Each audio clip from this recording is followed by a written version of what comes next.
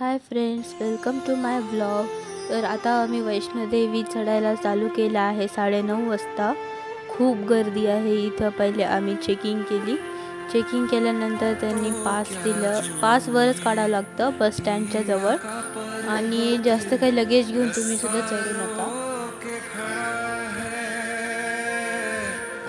खूप गर्दी होती रात्रीचे। तुम्ही सुद्धा रात्री चढायला चालू करा, कारण दिवसा केलं तर खूप गरमी होते, चढणं होत नाही एवढं।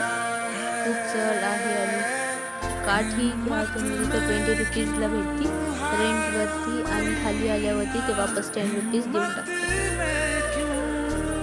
मध्ये मध्ये खूप सारे मंदिर लागले।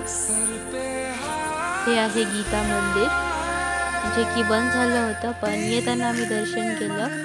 पण ते शूट करायचं राहिलं कारण माझ्या मोबाईलची चार्जिंग संपली होती।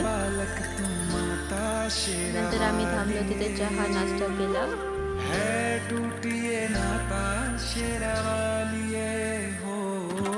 आम्ही अर्धकुमारीपर्यंत चढत गेलो।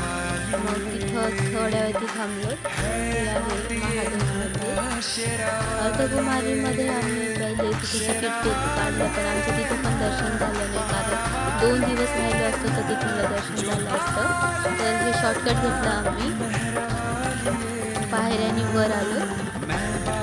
घोड्याचा वेगळा रस्ता आहे, त्या रस्त्याने पण चालू शकतो आपण। अजून एक जो नवीन रूट बनला आहे, त्याच्यावरती इलेक्ट्रिक व्हॅन आहे। तुम्ही पण 2 महिन्याआधी त्याची बुकिंग करा, म्हणजे तुम्हाला पण इलेक्ट्रिक व्हॅनवर चढता येईल। तर सकाळ झाली, आम्ही तिथं स्टे केला।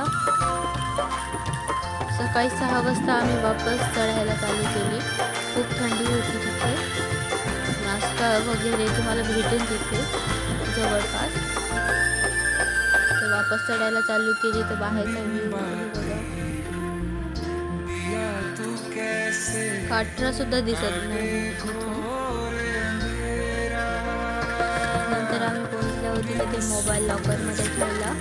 मोबाईल लॉकरमध्ये ठेवल्यानंतर जास्त मला काही शूट करता आलं नाही, कारण मोबाईलची सुद्धा चार्जिंग लो झाली होती। तर नंतर वापस आल्यानंतर मी तुम्हाला शूट करून दाखवलं थोडंफार।